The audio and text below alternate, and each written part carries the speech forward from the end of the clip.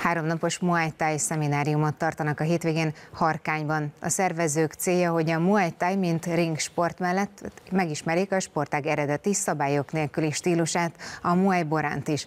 Csaknem 60 harcos vesz részt a programon Szlovákiából és Magyarországról. Közös bemelegítéssel indult az edzőtábor első szemináriuma Harkányban.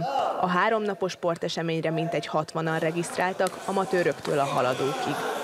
9 éves korom óta űzöm, és én szerintem azért jó ez a sport, mivel fegyelemre tanít, nagyon jó kondíciót tud adni, és önvédelmet tanulsz. A Muay Thai egy ősi tájföldi harcművészet, amelyet a 8 végtag művészetének is neveznek. A mozgásformában nagy hangsúlyt fektetnek az erőre és az állóképességre, a fizikai és a mentális felkészülésre.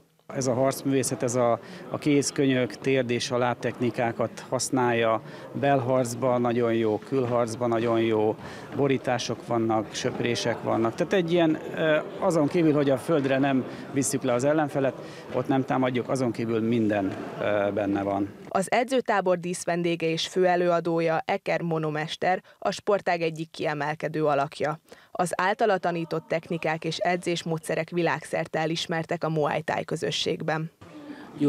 A sport megtanít veszíteni és győzni, emellett felállít egy olyan szabályrendszert, mely segíthet aztán a mindennapi életben, mondta Eker Mono. A szervezők szerint a mester szemináriuma hatalmas fejlődési lehetőséget kínál a kezdő és haladó harcosok számára is.